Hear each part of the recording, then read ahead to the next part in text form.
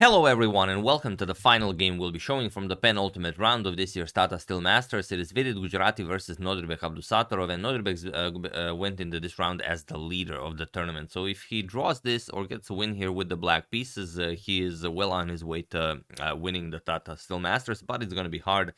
He's facing a candidate here in the form of Vidit Gujrathi, who is still undefeated in the tournament. One of the few that are undefeated, only Vidit and Prague.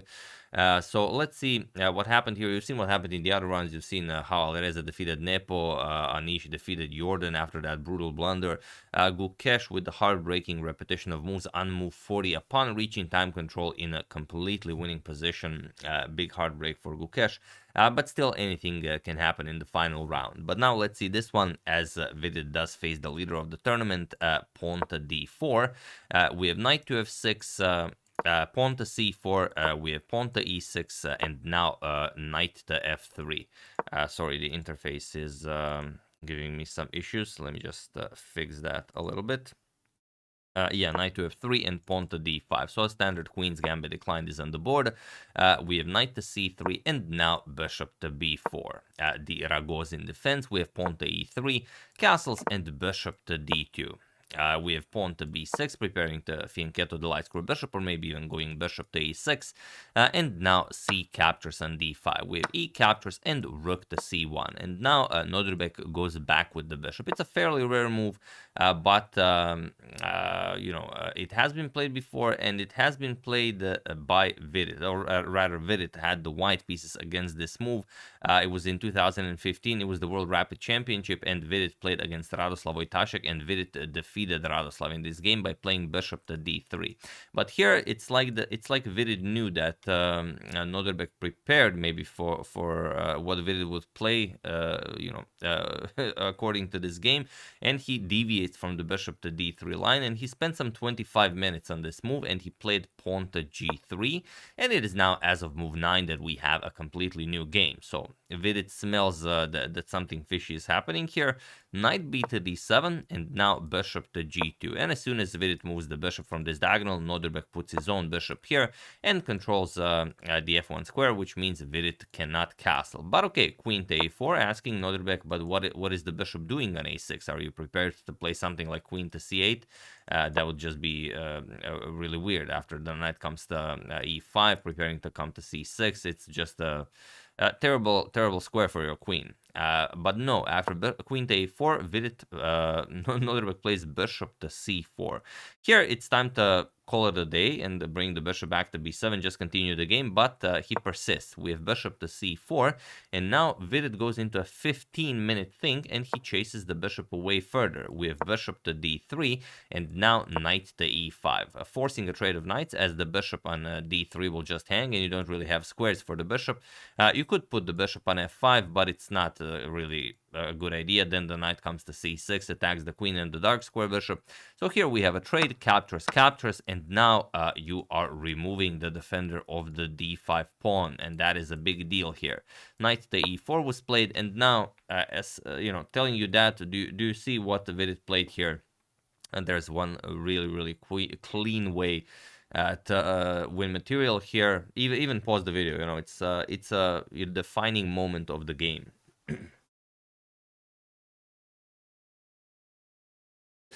So those of you who found it, congratulations on always looking for a great ways to centralize your queen. And for those of you who just want to enjoy the show, it is queen to d4. And now you're attacking the bishop. Once the bishop moves, you will collect the pawn on d5. And Nodirbek really didn't get anything for this bishop maneuver. Bishop to a6 to c4 to d3. So okay, knight captures on c3. We have bishop captures on c3, and now bishop back to g6. But now the pawn is undefended. Bishop captures on d5, puts pressure on the rook. Pawn to c6 attacks the bishop, and now bishop back to g2. And here, Vidit had some 45 minutes on the clock, and Nodirbek had some 35 minutes on the clock. And he doesn't want to trade queens. He is now down material. He wants to activate his pieces. But Vidit says, nope, pawn to e6. Just threatens checkmate. And if you block with bishop to f6, first, of course, he will capture on f7, deliver a check. Then he will move the queen, and, well, he's happy to trade down further. So Nodirbek tries f6, keeps the pawn on the board, but, we'll try to collect it afterwards. And now just queen to d7 by Vidit. We have bishop to a3, attacking the rook, rook to d1, and now bishop to f5. Trying to trade queens here isn't all that great. Just e captures on d7, and also the c6 pawn is hanging. You're going to lose that as well. You're going to be down 2 pawns and lose this game. So instead, Nodirbek tries bishop to f5, queen captures on c6. We have bishop captures on e6, and now queen captures on e6 with check. It's a wonderful temporary queen sacrifice. If you just trade queens here, then Nodirbek is still fine with the 2 bishops. He will still fight. But now, if you make it this kind of an endgame, captures, and bishop to d5, just a battle of the 2 bishops of the same color, that means that if you're able to get the rooks off the board, it will be winning as you are up a pawn. So, okay, queen captures on d5, and now rook captures on d5. So, maximizing your winning opportunity. Rook f to c8, and now king to d2, defending the bishop and preparing to bring the other rook into the game. We have rook to c7 and king to d3 now. Situation on the clock, Vidit 24 minutes, Nodirbek some 30 minutes on the clock, but Vidit is up a pawn. So rook a to c8, bishop to d4. So keeping your king safe, while of course maximizing the activity of your pieces. King to f7, Nodirbek also brings the king into the game. Rook to d1, indirectly doubling. King to e6, we have pawn to e4, and rook to c2. Going after some pawns here, but you can't really take any of them. Rook to d2, just defending. Rook to c1. Any and all trades favor Vidit, as Vidit is up in material. We have pawn to f4. Now the rook nicely defends the h2 and a2 pawns. You don't have to worry about them. And bishop to b4, attacking the rook. We have pawn to f5 with check. King to e7, and now rook to e2. We have rook to d1 with check, king to e3, and rook c to c1. Pawn to e5, just breaking through, trying to get grab hold of the black king.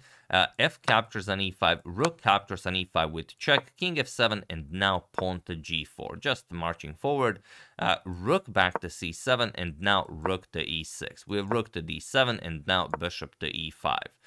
Rook to g1, going after the g4 pawn, king to f3 defending, rook to d3 with check, and now king to f4, and now bishop to d2 with check. And it almost looks like Vidit maybe is becoming too active with his king, but everything works out nicely. King to e4, there's no good continuation here. You cannot grab the pawn on g4 because the rook on d3 is hanging. So rook back to d7, and now bishop to g3, just stopping rook captures on g4, and there's no way for Nodirbek to further harass Vidit's king. We have bishop to b4, now comes rook to c6, but we have bishop to c5, and now pawn to g5. And here the problem is, even if you try to stop the pawns with something like g6, then you give up the f6 square for your rook, and then the king moves, and then you go bishop to e5, and all sorts of problems here. Even if you capture one pawn, doesn't really matter. King captures, rook to f1 check, king g4, rook to g1 check, king h5, no more checks. Now you have to unpin, and now rook to c6, and slowly but surely this is a game over. The bishop will come to f6, the rooks will occupy the back rank, and that black king is doomed. So king to f8 was played instead, and now pawn to g6. Pawn to g6 by Vidit. H captures on g6, f captures, and now rook to e7 with check, but bishop to e5. Nothing to worry about here. And now you even have problems of king safety, as rook to c8 check would really ruin your day. So rook to e8, and now king to f5, getting closer to the black king. Rook f1 check, king to g4, now rook to g1 check. If Nodirbek can prevent Vidit from advancing further, then his chances for a draw are somewhat existent, but it's going to be very hard. King to h5, bishop to e7. Looks very nice, and especially now after pawn to h4, if you can somehow win that h4 pawn, it's going to be checkmate. Imagine this position. This is a very nice checkmate. But after rook to h1, of course, bishop to g3, just defending, there's no way that will happen. So rook to d8, now rook c to e6, putting pressure on the bishop, bishop to c5, and now bishop to c7, trying to kick away the rook from the back rank to deliver this checkmate. Rook to c8, and now bishop back to f4. We have rook to d1, and rook 2 to e4, pawn to a5, and now king to g4. we have rook to g1 with check, king to f5, and rook to d8. So Nodirbek says, all right, I'm just gonna move my rook back and forth. There's no real way for you to grab hold of the back rank. But now bishop to g5 takes away one more square from the rook. We have rook to f1 with check, king to g4, rook to g1 check, king to h5, now rook to c8, and now rook to c4. So now also preventing the bishop from moving. You can't go here with the rook, you can't go here. You have the b8 and a8 square. So rook to a8 is played, and now rook to f4 with check, forcing the king to the g file. Now rook f to e4, trying to go for rook to e8 check to get one of the rooks off the board. Like we said, all material trades favor Vidit as he is up in material. Rook to f8, and there's now no more way to stop that. Rook to e2 is played to, well, make the a2 pawn a little bit safer. But after rook g to f1, just rook to e8. It's time to go trading. We have bishop to b4, rook captures, king captures, and now rook to c2. We have bishop to c5, trying to stop the rook from infiltrating, king to g4, rook g1 check, king to f1, king to f5, rook to f1 with check, king to e6, now king to e8, and now rook to e2, stopping all checks and saying now it's time to finish the game. Rook to g1, rook to e5, and now king to f8, rook to d5, going for checkmate here. So rook to e1 with check, and here king to f5 was played, and it was in this position on move 77 that Nodirbek Abdusattorov resigned the game, as there is nothing more to be done here. It is his first loss of the tournament, but he does suffer a loss, and Vidit is still undefeated going into the final round of the Tata Still 2024, alongside Pragnananda, who almost suffered defeat at the hands of Gukesh, but it seems that for the moment Prag is immortal. And here you resign, well, what can you play? If you try bishop e7, we said that all trades, of course, favor white, just captures, and after, let's say, captures, rook e5 check, forces a king and pawn endgame, you're up a pawn. Of course, king and pawn endgames are winning if you're up a pawn.